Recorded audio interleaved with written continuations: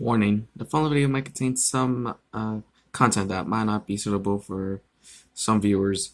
Viewer discussion is advised. Kirby has always been one of my favorite gaming franchises, and one of my favorite gaming characters. Ever since I was 6 years old, I loved the adorable pink puffball in his games. Kirby also had a anime that ran from 2003 to 2005. I personally found it to be hot garbage. I did find enjoyment in the memes it spawned. Perhaps the Kirby franchise's greatest feat is how it has managed to maintain its quality. There has never been an objectively bad Kirby game, and that's something that many gaming franchises have had a hard time doing. My first Kirby game, and by that extension, the game that made me fall in love with Kirby, was Kirby Superstar Ultra on the Nintendo DS. I had a lot of fun using Kirby's many copy abilities to beat enemies and bosses alike. I played the game so extensively to the point where I knew every single thing the game has to offer. I had lured myself into thinking that there could be no surprises, but as I would later find out, there could always be surprises.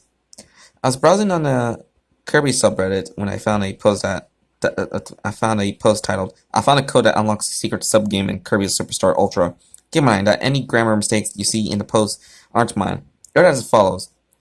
I have found a secret that has been hidden in the game for a decade, a sub-game that was supposed to be in the game but was removed at the last second. However, I thought that they got rid of it because it was never actually disabled and can be unlocked by entering this code at the sub-game select screen and die in the Nova Starship section before you fight the Galactic Nova nucleus in Milky Way wishes."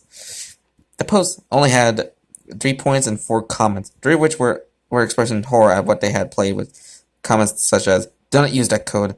It's not what you think it is. What is God's name was that? And what the actual hell was that? Why would Komosaki allow this to be put in this game?" At this point, I was confused at what they were talking about. I didn't think it would actually be that bad. The last comment was from the OP, who said what the code actually was. I won't say what the code was because I don't want more people playing this sub-game. I was rather burnt out on the game at the time, so I thought it was exactly what I needed to freshen up my experience. I booted up the game and witnessed the iconic intro of Kirby flying through Dreamland on his Warp Star. When the title screen appeared, I wasted no time in entering the code. When I entered the final button, I faintly heard the first few notes of Marx's theme play in the background. I thought that was a very unusual jingle for a cheat code ventilation theme, but I really wanted to see where this goes, so I disregarded it. I went to Milky Way wishes into the Galactic Nova Starship section and purposely died in it, just like the OP said I should do. The game then froze upon my death, and I had to restart my 3DS. When I got back to the intro, my jaw dropped at what I was seeing. The intro was playing, but Kirby wasn't there. However, it continued along like he was there. In the file select screen, there was only one file to choose from. It had 100% marked on it. Without thinking, I selected it, and there was only one subgame available. It was titled Kirby's Failure. The icon for it was a close-up of Marcus' face with a red hue over it. The title screen for it was unnerving to say the least. It was a picture of Planet Popstar with Marcus looking down upon it, with a menacing grin on his face. No music was playing. I started a subgame, but unlike every other subgame, it did not start with a pre-rendered cutscene, and instead jumped straight to gameplay. I started with Kirby lying unconscious on green greens. Except green greens was at night and had a withering look to it. Kirby then woke up, and I could start playing. Apart from the aesthetic change, it was the exact same green greens from Spring Breeze, but when I got to the mini-boss, who would normally be Piper Bros. Sr., it was instead Bandana Wallaby. Before I fought him, the dog appeared much like Revenge of the Meta Knight. "Kirby? Is that really you? It can't be. You're dead." What kind of subgame is this? I thought to myself. There was like nothing I've ever seen from a Kirby game before, and I do know that Kirby games can be rather dark at times, but nothing ever to this extent. I started to see why this was never supposed to be in the game. Anyway, the battle was exactly the same as it was in the original game. After that, I continued on with the rest of the level, which was normal until I got to the boss, Wispy Woods. Upon reaching Wispy, another dialogue box appeared. You have a lot of nerve showing your face around here, you pink abomination. Not gonna lie, this line kind of made me chuckle. It was just a flat out name calling that triggered the immaturity in me. Regarding Wispy, his fight was exactly the same as it always is. After I kicked Wispy Woods' butt, a pre-rendered cutscene played. It showed Kirby flying on the warp star to the Halberd launch station that appears in Revenge of the Mennonites' intro. Mennonite was just standing there.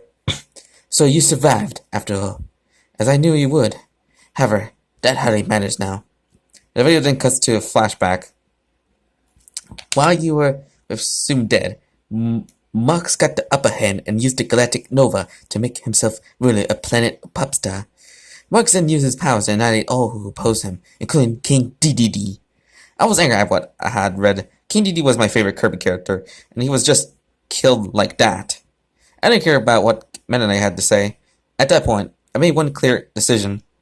I would play this subgame to its finish.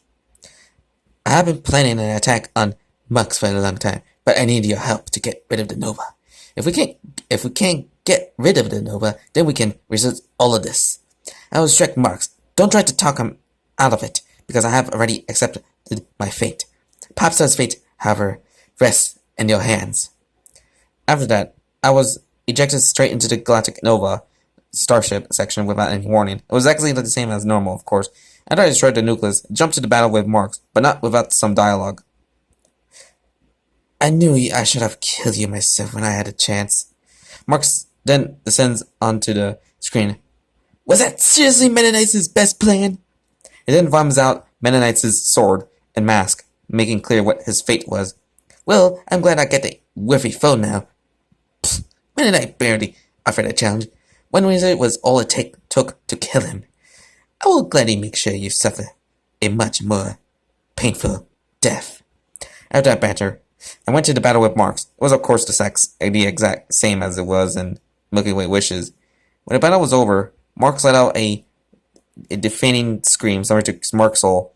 The ending cutscene play it showed Kirby walking down a road at sunset. A bit similar to Revenge of Mennonites' ending. No critics were shown. When it was all over, went back to the intro with Kirby there this time, and everything was back to normal. There was no sign of Kirby failure ever being in the game. I don't know if the code can be used more than once, but I don't want to find out. Just got to show you that you can't trust every random cheat code you find on Reddit. Well, so that was Kirby's Failure, a Kirby Creepypasta, and wow, this is actually well-writtenly good. It's just like some cliches, like the main character of this story just says like he's a big fan of the Kirby franchise, which so it's been usual in most gaming creepypastas, and also some disturbing imagery, which it was usual for creepypastas, but this is a bit more subtle, and also the whole like Reddit fan, that's kind of interesting, especially the mention about a forbidden cheat code, which is kind of neat. And also the, goddamn that scene with Marx is vomiting out Mennonite's mask and sword is just kind of disturbing. Like, your boy Mennonite didn't deserve it. Like, god damn it, you didn't deserve to get killed by frickin' Marx. And also, R.A.P. DD in that story. But luckily, creepypastas aren't real, And also, anything else to say? It's written very, very well. Like, since most gaming creepypastas are mostly like a mixed bag, but here, mostly like, maybe it's good or bad, but here, this is written really well.